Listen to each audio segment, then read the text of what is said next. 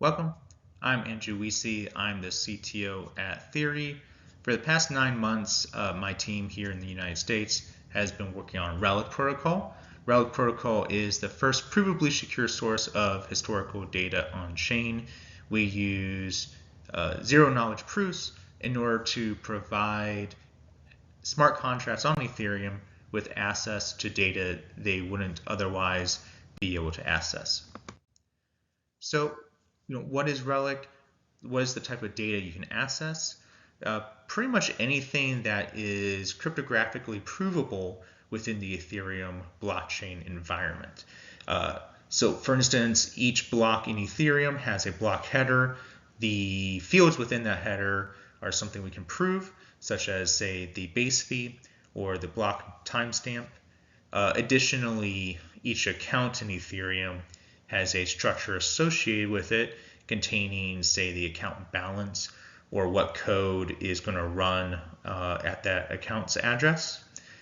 Similarly, account storage, logs, if you want to see if a transfer happened for some ERC20 token, or if you want to then look at what transactions happened within each block. All these things are part of cryptographic data structures in Ethereum, and so we can make provable assertions about those structures.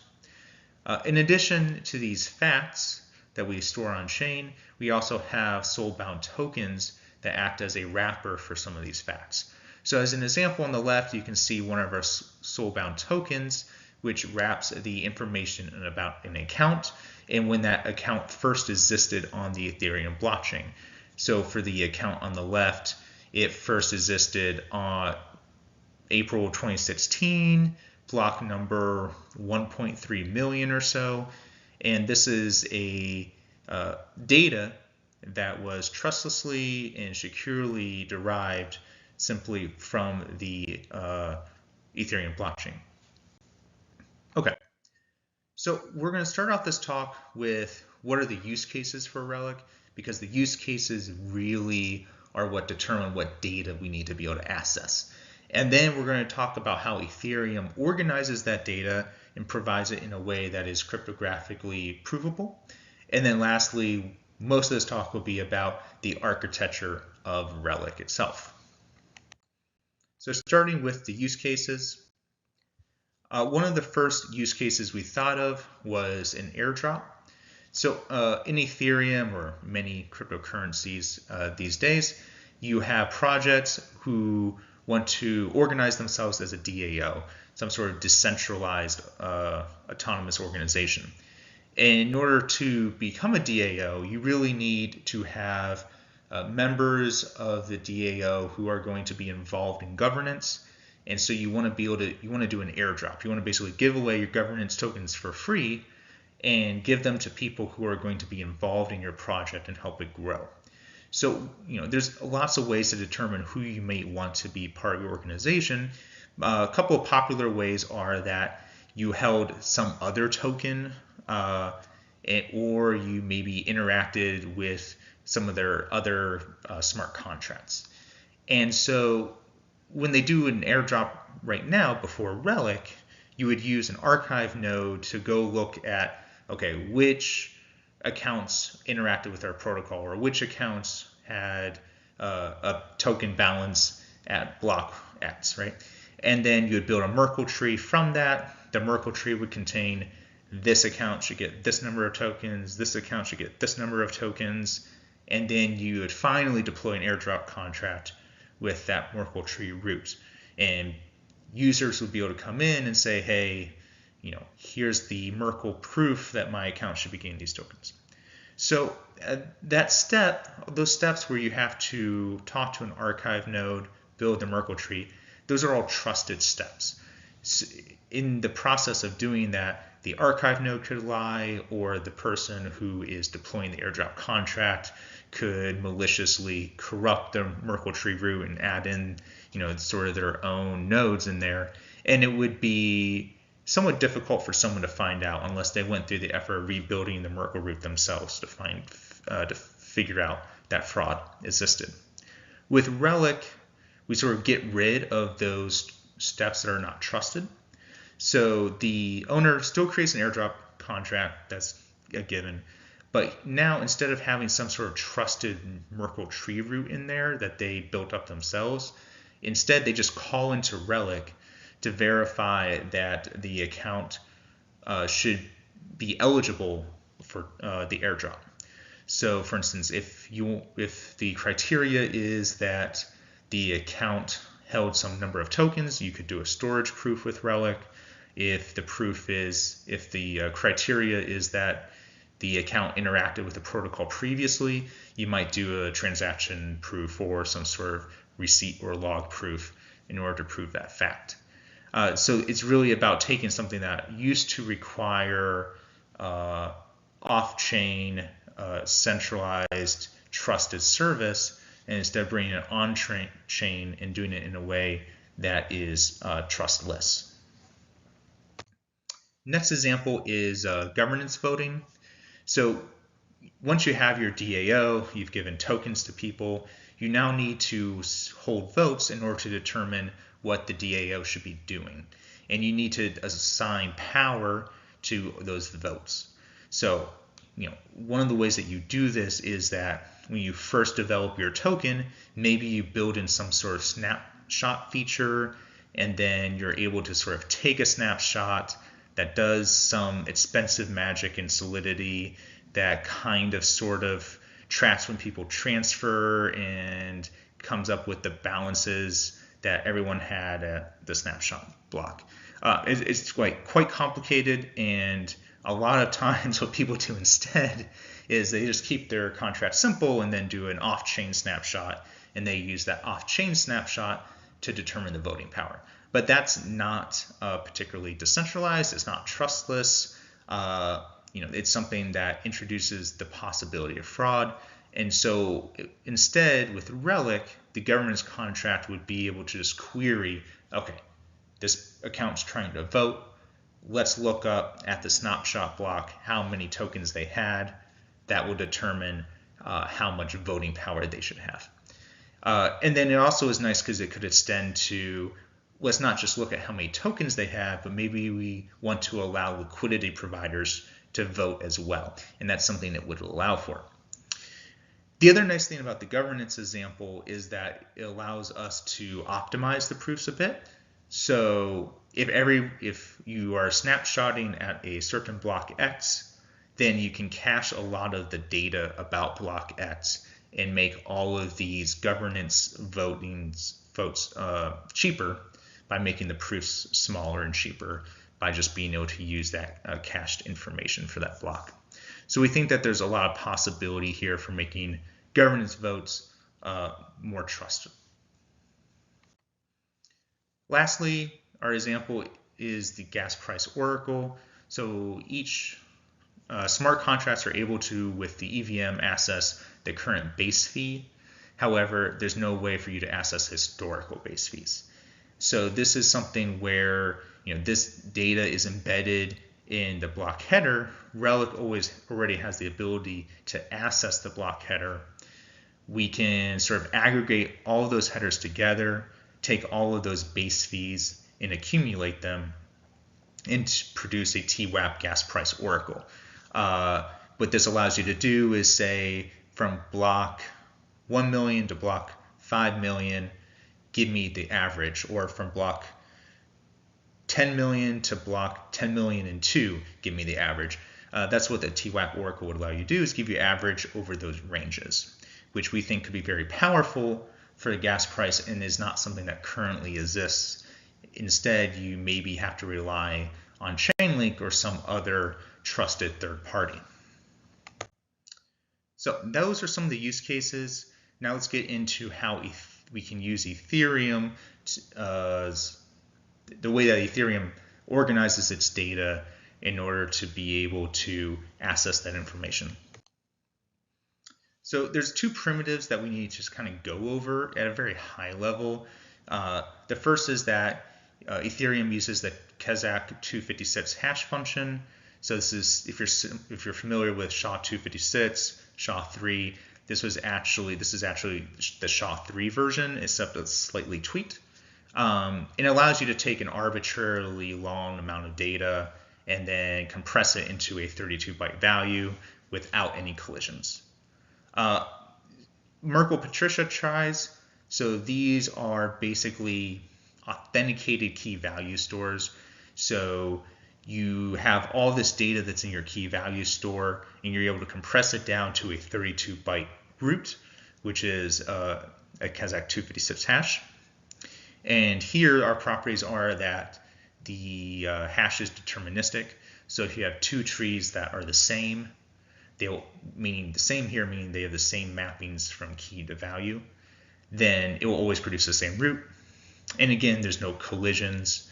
So if you have two different trees, so different number of keys, different values for keys, etc., those will necessarily produce a different root. Okay, so using those two cryptographic primitives, we can get into how the data structures work. So the first data structure that's important for Ethereum is the block header. Every single block has a header. This header is what is actually hashed to produce what we call a block hash. So in Ethereum, every block has a block hash and every block has a block number.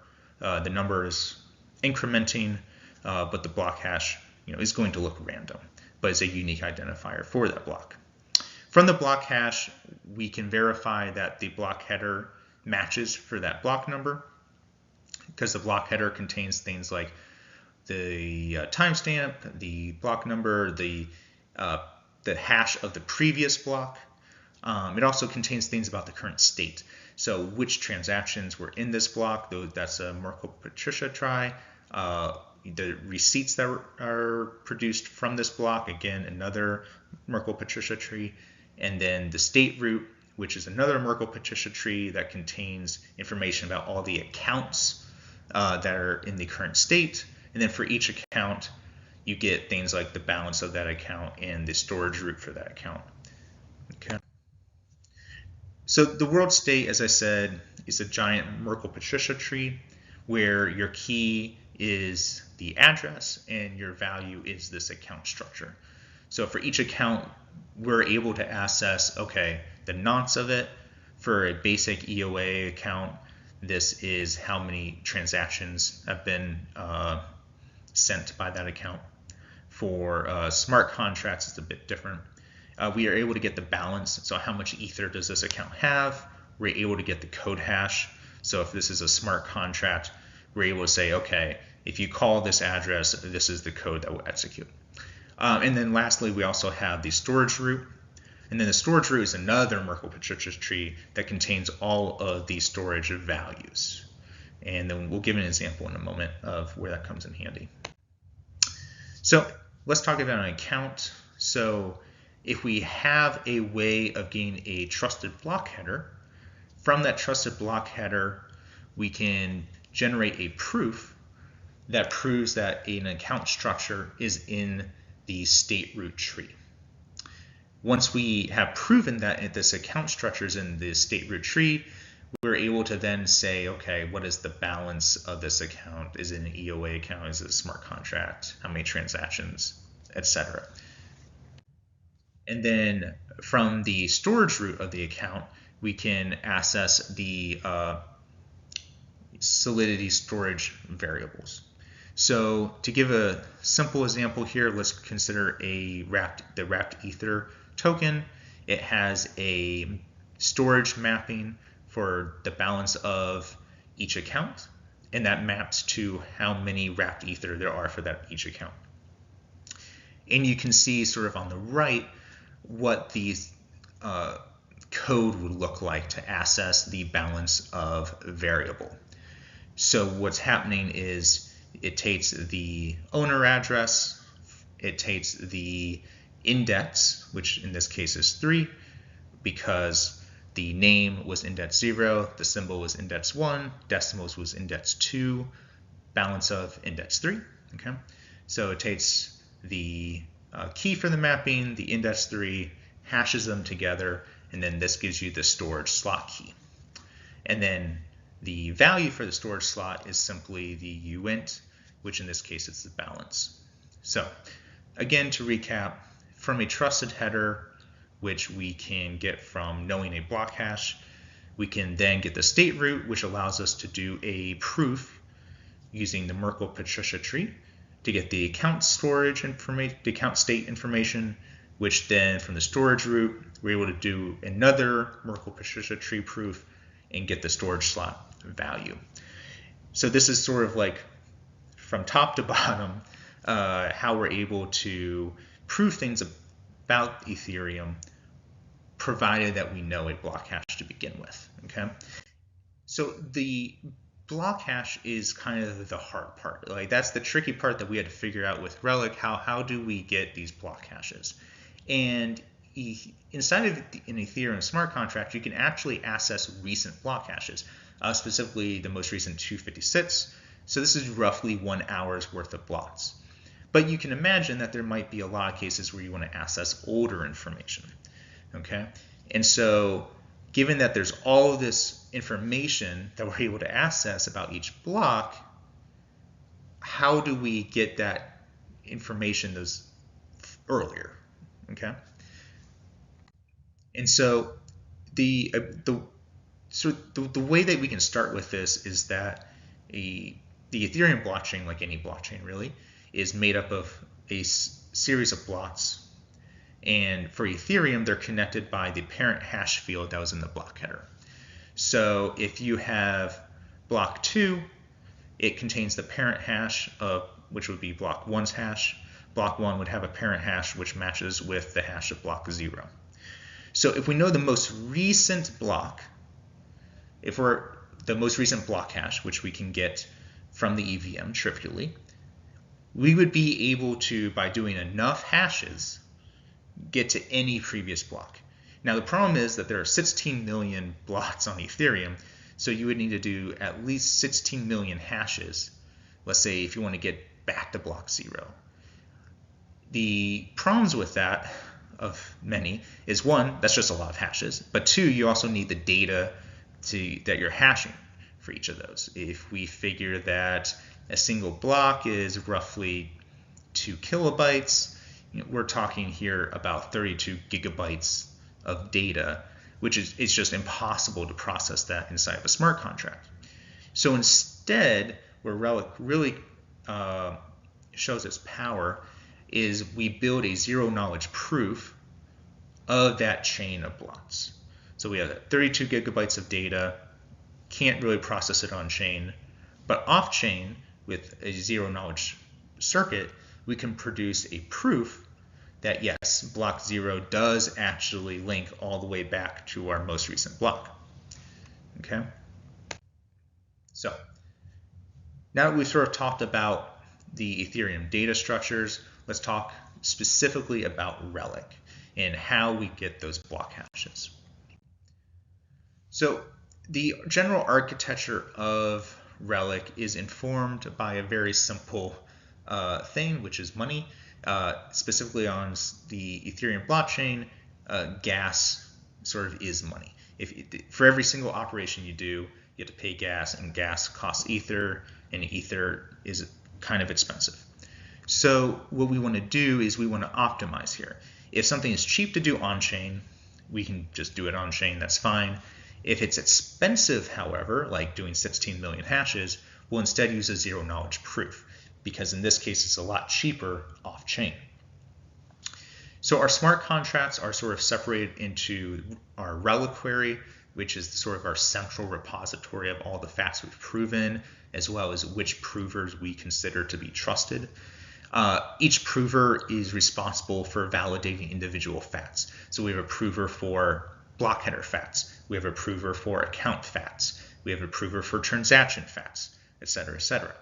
And then lastly, we have our block history contract, which is responsible for figuring out what the block hash for block 0 is for block 1, etc., and making sure that this chains all the way back to the most recent block using a zero-knowledge proof. And then our ZK circuits are split into two. So the first half of that is our block history leaf circuit. So this is responsible for taking 16 blocks and then producing a small Merkle tree of those hashes, and then an aggregation circuit, which just takes all of these leaf circuits and then combines them together to produce one giant trusted Merkle tree, which we'll get into that more in a moment. So there are three sort of steps to our architecture. The first one is us committing to new blocks as they come in. So we wait until we have 8,000 blocks. We then send these off to our ZK circuit prover, which is going to build a bunch of leaf circuit proofs and then a bunch of aggregation proofs in order to build a giant Merkle tree of those 8,000 blocks. That Merkle tree root and the associated ZK proof is sent to our block history contract, which is able to verify that the proof is valid, that this Merkle root is valid, and it also checks that the sort of end of the Merkle tree matches with the most recent block hash. The next component of this then is when someone actually wants to do a proof of some historical data, they talk to our off-chain API server, which will provide them with all of the necessary Merkle Patricia tree hash proofs, the block header hash and proof, maybe a ZK proof even if it's necessary. Basically all those things that the user would need to be able to verify this proof on chain. We sort of wrap that into a bundle for them so that they don't have to think about it. The user then takes this bundle of proofs, sends it to our prover contract, which then is able to verify that, like, yes, this block header, this Merkle Patricia tree proof, these are in fact valid for the fact that you are trying to prove, and then it sends that fact over to the Relic query, put it into a centralized storage. And then lastly, the user would then access some sort of DApp, some sort of, maybe it's an airdrop contract or maybe it's a governance contract. And that DApp would be able to then ask the Relic query, hey, the user is saying that they want an airdrop. Can you check that they've actually proven that they're eligible for the airdrop? And the Relic query will be like, yes, here's the fact showing that this user did indeed interact with this smart contract at block 15 million, for example. And so we sort of split it into those three phases: commit, verify, and then access. So getting a bit deeper into the commit stage of this. So the central piece that I talked about before that is, sort of difficult, if you will, is the ZK proofs and ZK circuits to verify, these 16 million or so block headers and making sure that they chain all the way back to the most recent one. So we use the Plunk ZK Snark ZK circuit proof system. There's a few nice things about Plunk and the reason that we picked it. So one, constant proof size. So we can take this 16 gigabytes of data that we need and to verify this chain. And then in the very end, we only have about 1 kilobyte of proof data, if that. Similarly, there's also a constant verifier cost. So doing 16 million hashes, very expensive on the Ethereum. Verifying the Plunk proof on-chain inside of the contract costs only around 400,000 gas. So not cheap, definitely not cheap, but it's also not too expensive. For comparison, doing a Uniswap exchange might cost you 150,000 gas. So this is like 2 to 3 times as expensive as a Uniswap transaction, but it's not a million times more expensive. And the verifier cost is also something where there's a lot of ongoing research to figure out ways to make this cheaper. Plunk is based off of a polynomial commitment scheme. Not going to go into the details of that here. but it is kind of interesting. The most useful part to know is it's actually based off of elliptic curve cryptography, specifically elliptic curve pairings.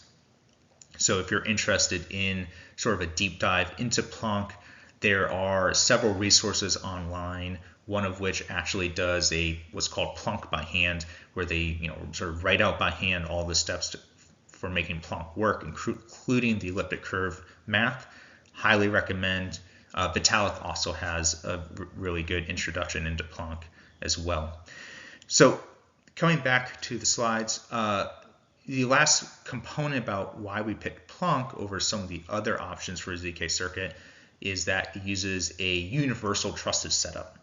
So there is one trusted setup for all Plonk circuits in existence if they choose, and you don't need to generate new trusted setups for every individual circuit. So a trusted setup is annoying because it's called trusted because the person who does that trusted setup has some information that would corrupt the protocol, that would allow them to cheat. And so you don't want that, so you want to minimize trust. And by using one trusted setup for all Plonk circuits, we are able to get people to contribute who may not be able to contribute to every random circuit in existence. So the example here is the Aztec Ignition Plonk setup, which is what our trusted setup uses. It's also used by ZK Sync, a bunch of other people. Billions of dollars in value are secured by this one trusted setup. This trusted setup had 176 people participating in it, including one of the founders of Ethereum, Vitalik. Because of that, it's pretty well understood that if someone were able to cheat, they would have already, and it would have required all 176 participants to collude together, which is just highly unlikely. So we don't use just Plonk. There's been over time a lot of improvements to Plonk. We use the variation that ZK Sync uses, where they've added lookup tables, which helps with bitwise operations. They've added custom gates, which helps with doing some hash functions as well as doing some arbitrary precision math. And so what this is called ultra Plonk because it sort of combines all these techniques together. To give you some idea of okay, I say ZK circuit, what does this actually mean? Why do we call it circuit? And it's because we sort of break up the program into gates. And so one of our ZK circuits will have roughly 3 million gates in it. Each of these gates does a simple mathematical relation, expresses some sort of mathematical relation. So for instance, A plus B equals C, or A times B equals C, etc.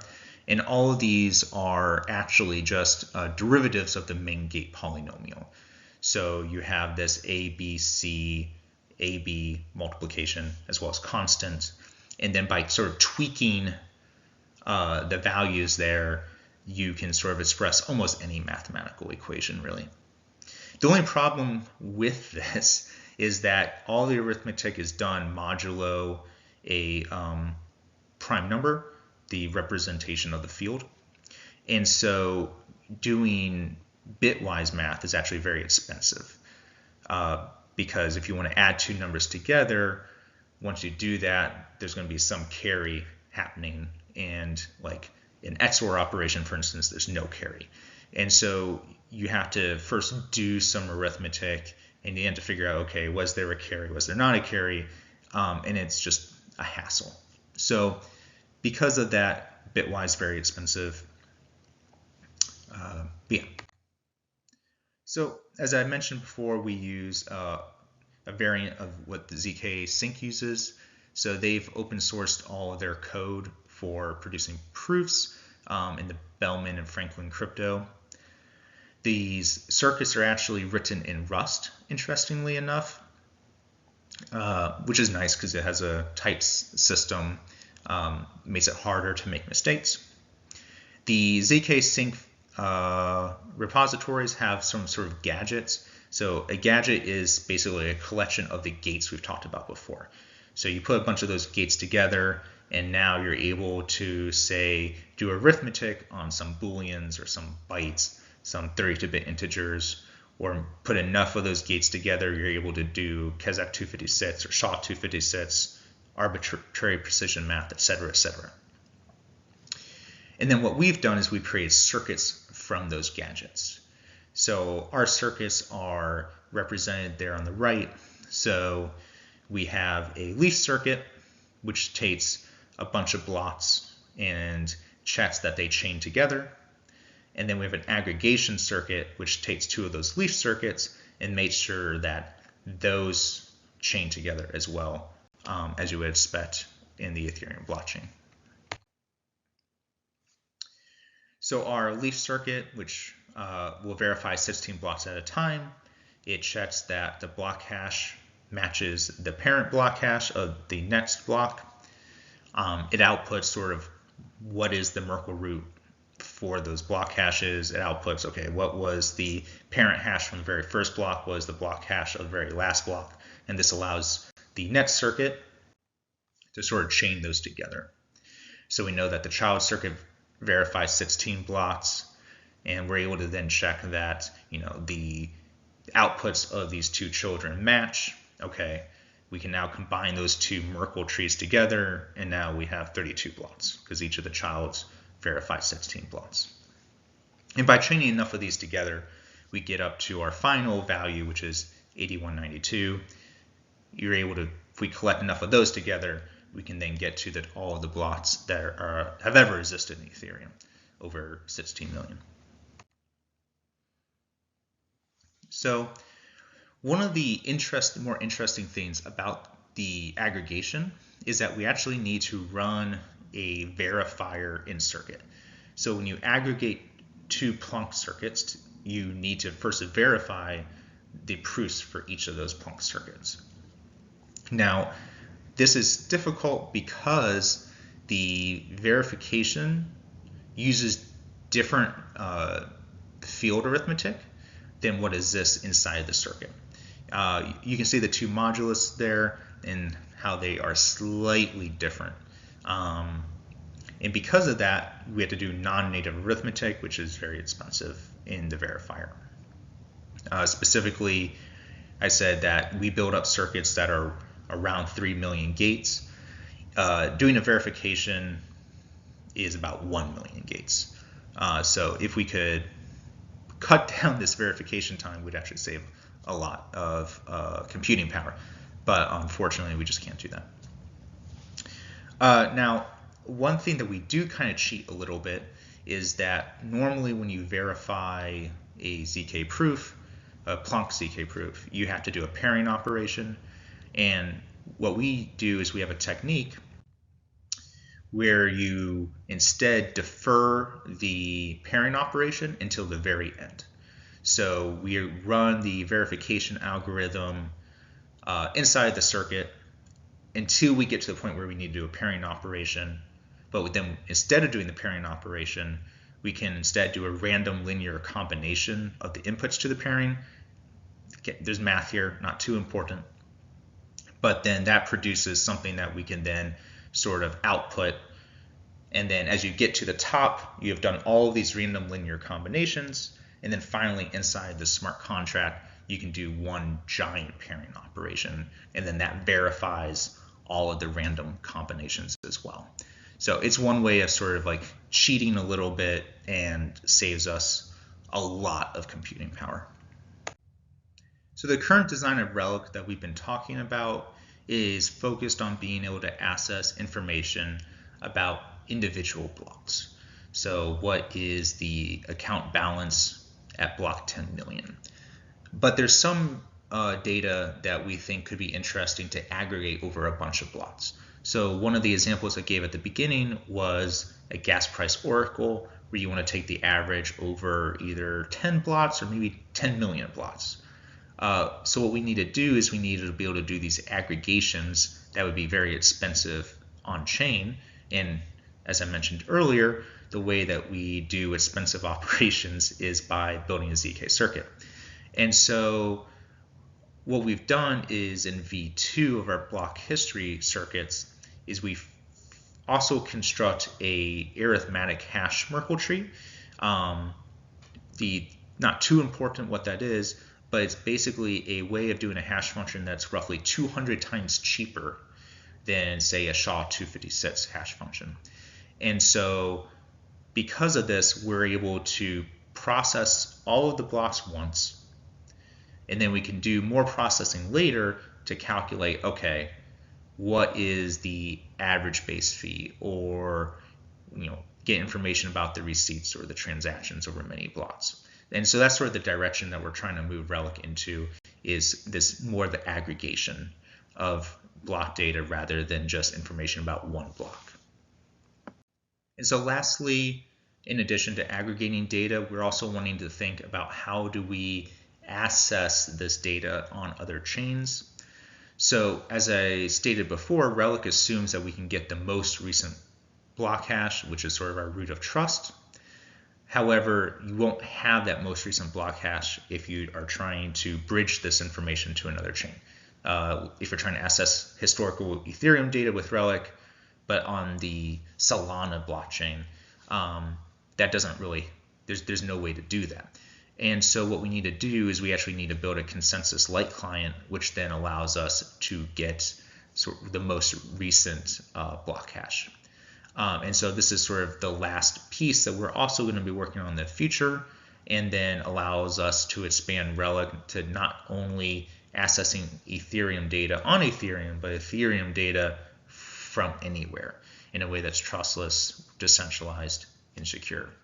And so we think this could be really powerful for decentralized applications, decentralized financial applications, as well as bridges, moving tokens from one chain to another, governance voting. That there's just the thing about Relic and why we're so excited about it is because we think it sort of opens up a bunch of new capabilities that were not possible before. And so we hope that you'll join us. And if you found this interesting, we are always looking for more people to help us build this. There's a lot of cool resources online about Plonk if you're interested in getting deeper into ZK circuits. All of our circuits are open source on GitHub. If we also have a Discord and Twitter if you want to engage and ask any questions there. Thank you so much.